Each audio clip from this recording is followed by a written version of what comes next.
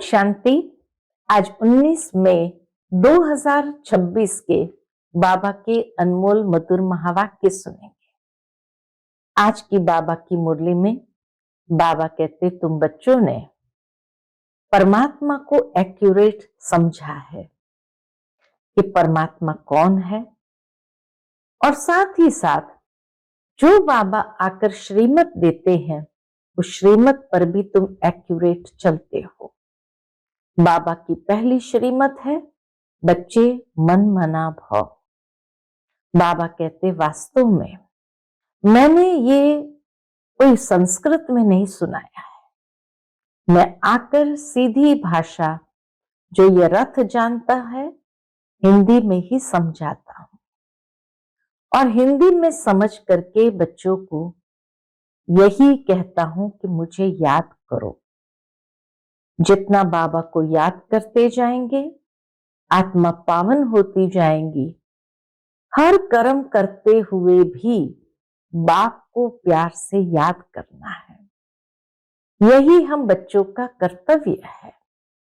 इसीलिए बाबा कहते हैं, बच्चे आत्म अभिमानी बनकर चलते फिरते उठते बैठते यही अभ्यास करते रहो तो तुम्हारी बहुत बहुत उन्नति होती रहेगी। बाबा आकर के जो है जैसा है वैसा ही हमारे आगे स्पष्ट होता है, और हम बच्चों को भी बाबा जो है जैसा है वैसे ही उसको समझ करके याद करना है।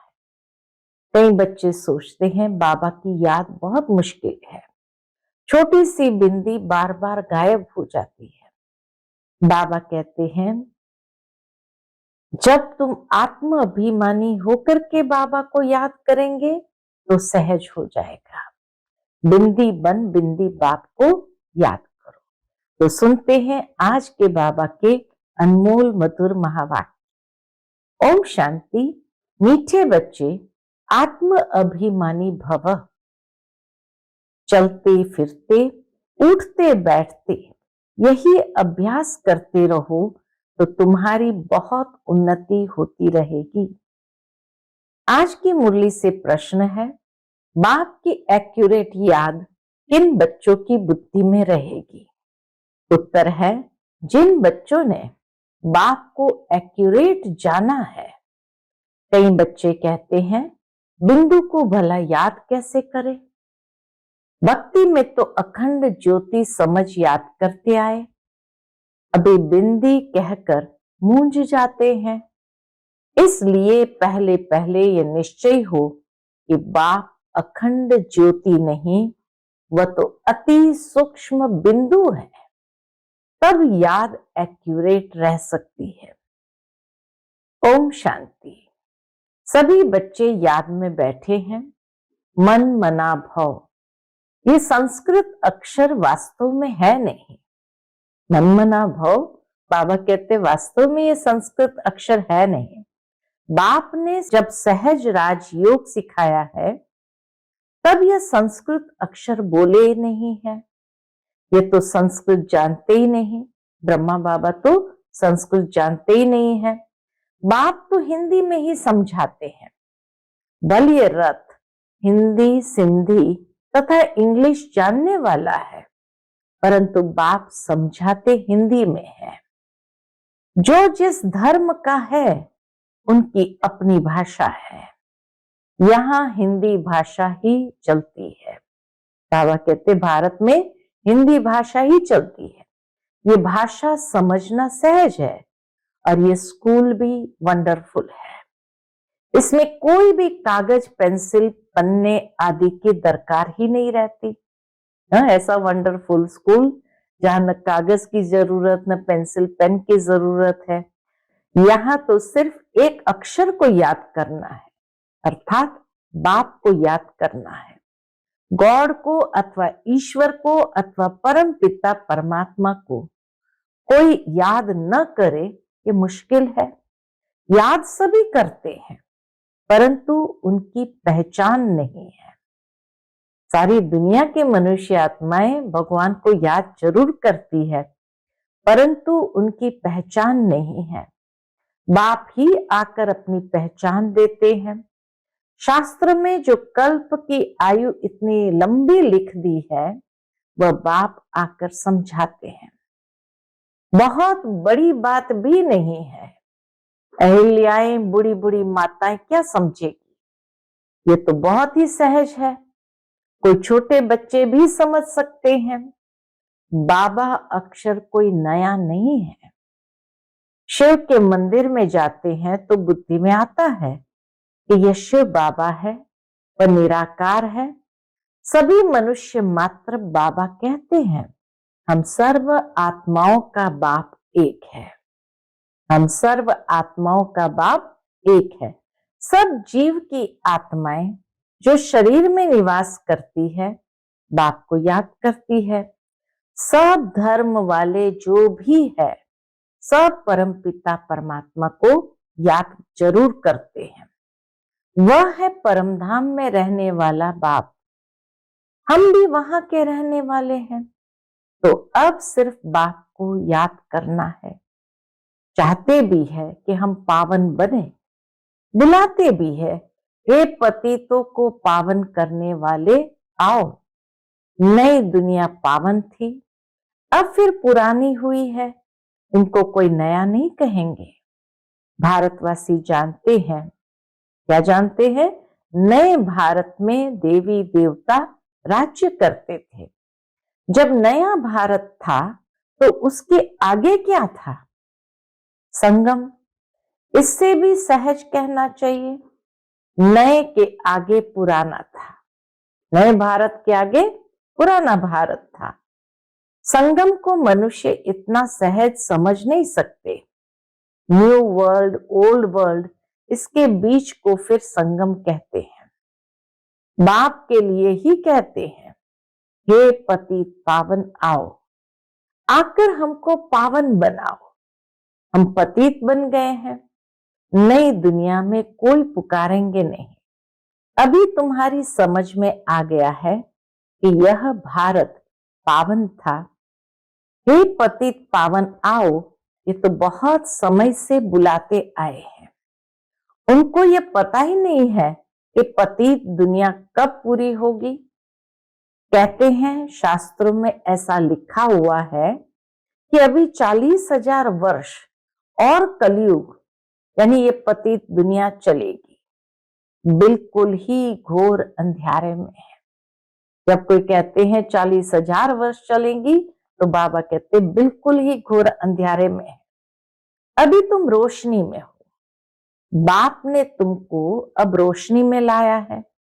ये 5,000 वर्ष में सृष्टि का चक्र पूरा होता है।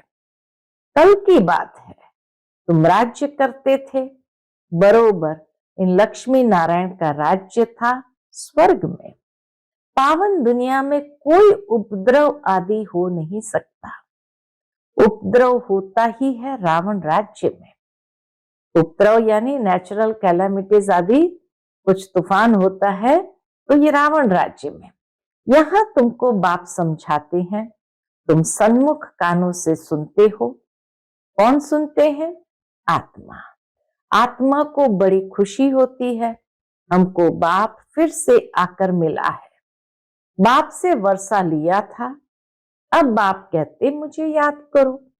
इसमें कोई लिखने पढ़ने की बात नहीं।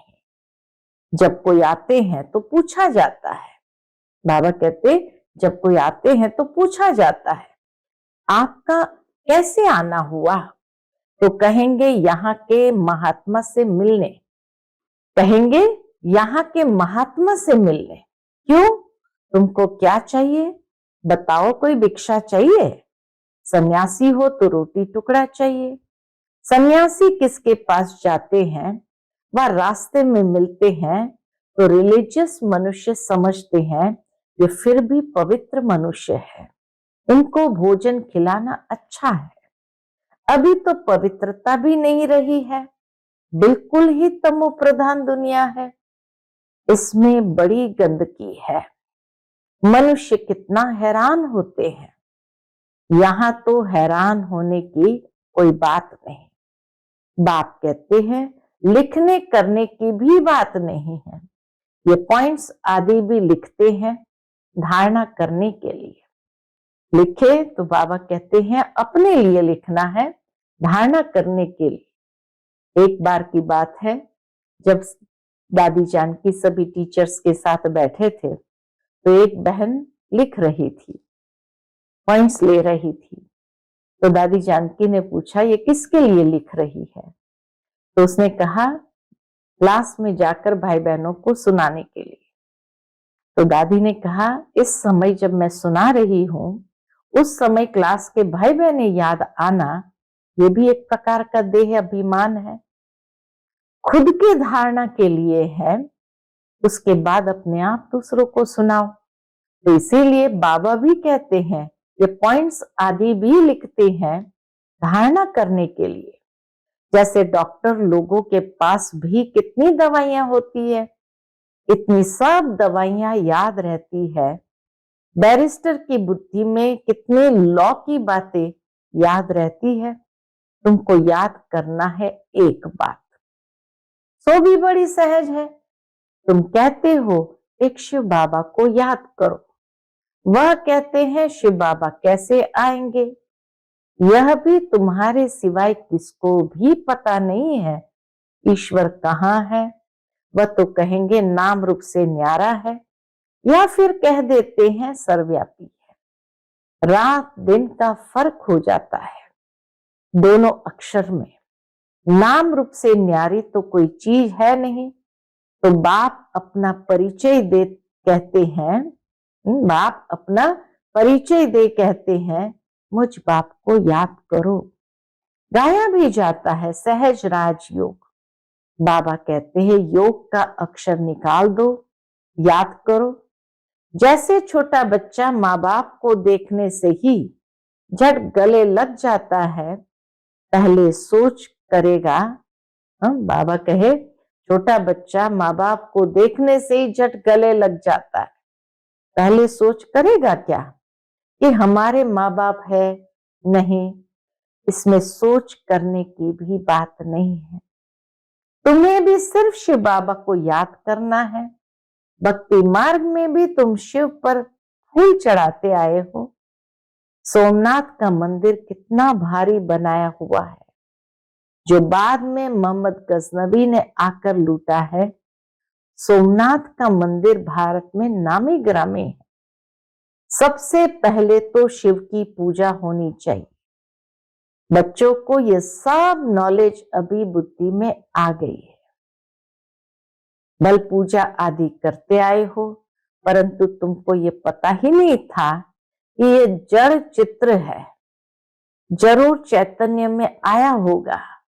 तब तो वर्ष वर्ष शिव जयंती भी मनाते हैं। बाबा कहते याद करते थे, पूजा करते थे, लेकिन ये नहीं मालूम था ये तो जड़ चित्र है, तो जरूर चैतन्य में आया होगा, तभी तो इसकी शिव जयंती मनाते हैं।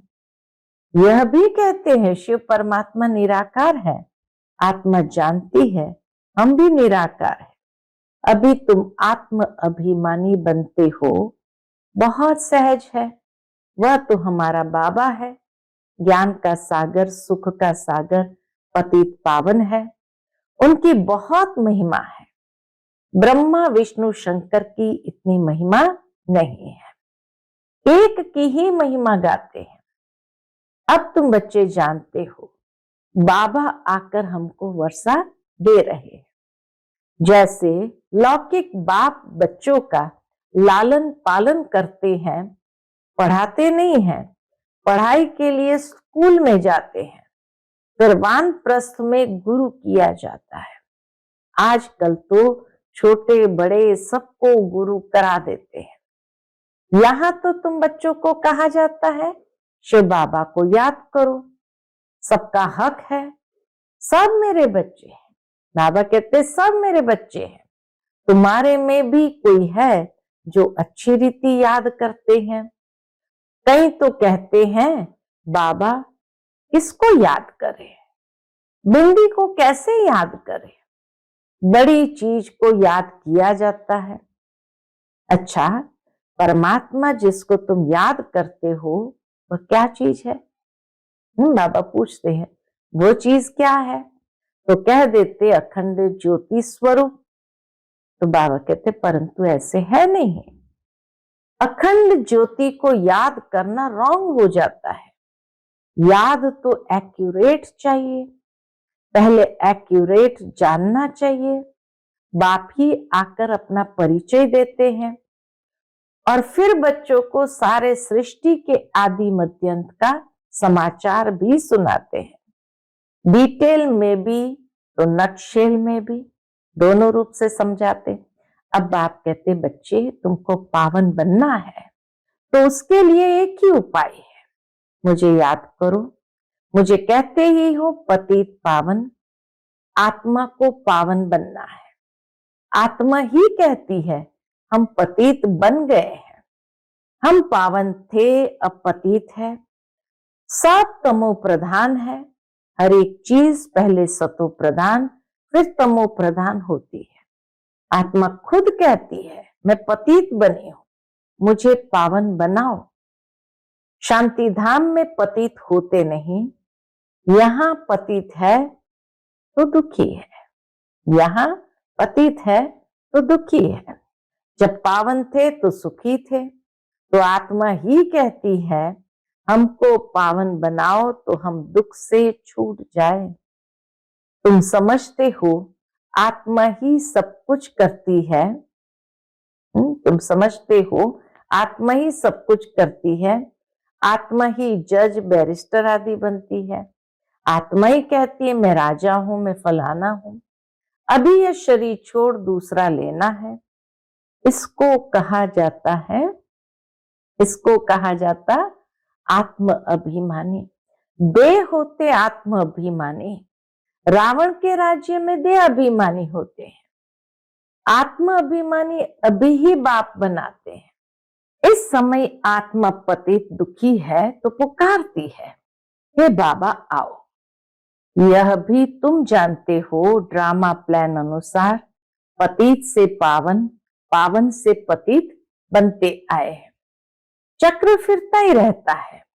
अभी तुम्हारी बुद्धि में बैठा है हमारे 84 जन्म कैसे हुए हैं। अभी यह बात भूलो मत। स्वदर्शन चक्रधारी हो रहो। उठते बैठते चलते फिरते बुद्धि में हमको सारी नॉलेज है। तुम समझते हो बेहद के बाप से हम बेहद का वर्षा ले रहे हैं। बाप बच्चों को समझाते हैं कि तुमको एक बाप को ही याद करना है। बाप को याद करना रोटी टुकड़ा खाना है बस। मीठे मीठे सिकिलते बच्चों को बाप घड़ी घड़ी कहते हैं बच्चे पेट के लिए सिर्फ रोटी टुकड़ा खाना है। पेट कोई जास्ती खाता नहीं है, एक पाव आटे का खाता है। दाल रोटी बस 10 रुपए में भी मनुष्य पेट भरता है तो 10,000 में भी पेट पालते हैं। 10 रुपए में भी मनुष्य पेट भरता है तो 10,000 में भी पेट पालते हैं। गरीब लोग खाते भी क्या है, फिर भी हट्टे कट्टे रहते हैं। भिन्न भिन्न चीजें मनुष्य खाता है तो और ही बीमार पड़ जाता है। डॉक्टर लोग भी कहते हैं एक प्रकार का खाना खाओ तो बीमार नहीं होंगे, एक प्रकार का खाना खाओ तो बीमार नहीं होंगे। तो बाप भी समझाते हैं रोटी टुकड़ा खाओ, जो मिले उसमें खुश रहो। दाल रोटी जैसी और कोई चीज होती नहीं, जास्ती लालच भी नहीं रखनी चाहिए। सन्यासी लोग क्या कहते हैं, घर बार छोड़ जंगल में चले जाते हैं, तत्व को परमात्मा समझ याद करते हैं, समझते हैं ब्रह्म में लीन हो जाएंगे, परंतु ऐसे तो है नहीं।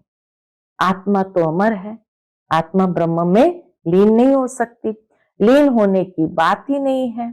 बाकी आत्मा पवित्र अपवित्र बनती है। तुमको कितना अच्छा ज्ञान मिला है, तुम ही प्रारब्ध भोगते हो, फिर ये ज्ञान भूल जाता है, फिर सीढ़ी उतरनी होती है। अब तुम्हारी बुद्धि में सारा ज्ञान बैठा हुआ है। हम 84 जन्म कैसे भोगते हैं ये पाठ कभी भी कोई का बंद नहीं होता, ये बना बनाया ड्रामा है जो फिरता ही रहता है। बाबा कहते ये बना बनाया ड्रामा है जो फिरता ही रहता है। ये कह नहीं सकते कि भगवान ने कब कैसे कहां बैठ बनाया, ये ड्रामा कब कैसे कहां बैठ बनाया, नहीं, ये तो चला ही आता है। वर्ल्ड की हिस्ट्री ज्योग्राफी रिपीट होती ही रहती है। इन बातों को कोई समझते ही नहीं है। तुम जानते हो हम ड्रामा प्लान अनुसार आए हैं, अब फिर से ड्रामा अनुसार राज्य ले रहे हैं। ये बातें और कोई समझ नहीं सकते। पूछा जाता है ड्रामा सर्वशक्तिवान है या ईश्वर, दोनों में से कौन शक्तिशाली है? तो कहते हैं ईश्वर सर्वशक्तिमान है, समझते हैं वह सब कुछ कर सकते हैं। बाप कहते मैं भी ड्रामा के बंधन में बांधा हुआ हूं, पतितों को पावन बनाने मुझे आना पड़ता है। बाबा कहते तुम सतयुग में सब सुखी बन जाते हो, मैं फिर जाकर विश्रामी बनता हूं परम धाम में। तुम सिर कुल्हे चढ़ जाते हो, तुम्हारी शेर पर सवारी है। तुम जानते हो सेकंड बाय सेकंड जो भी चलता है वह ड्रामा में नूंद है। तुम बच्चों को कितनी अच्छी नॉलेज है, अब सिर्फ बाप और वर्षे को याद करो बस।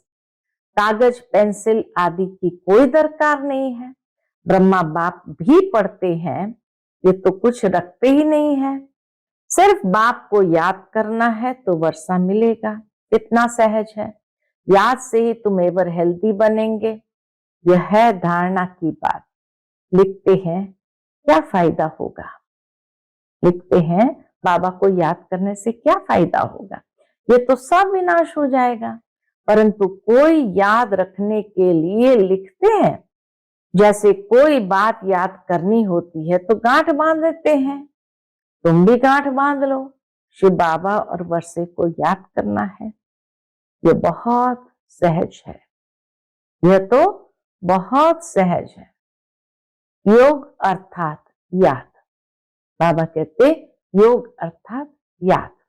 कहते हैं बाबा याद नहीं ठहरती है, योग में कैसे बैठे? अरे लौकिक बाप की याद उठते बैठते चलते फिरते रहती है, तुम भी सिर्फ याद करो बस बेड़ा पार है। अच्छा, मीठे मीठे सिकिलदे बच्चों प्रति माता पिता बाप दादा का याद प्यार और गुड मॉर्निंग। रूहानी बाप की रूहानी बच्चों को नमस्ते। हम सभी रूहानी बच्चों की रूहानी माता पिता बाप दादा को याद प्यार गुड मॉर्निंग और नमस्ते नमस्ते।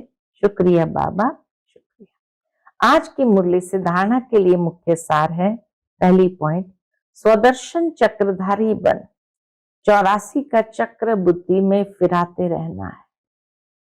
स्वदर्शन चक्रधारी बन क्या करना है? 84 का चक्र बुद्धि में फिराते रहना है।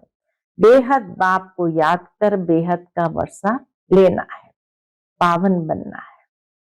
दूसरी पॉइंट, किसी भी चीज की लालच नहीं रखनी है, जो मिले उसमें खुश रहना है। रोटी टुकड़ा खाना है, बाप की याद में रहना है। आज का बाप दादा का मधुर वरदान हम बच्चों के प्रति है, सर्व के दिलों के राज को जान, सर्व को राजी करने वाले सदा विजयी भव।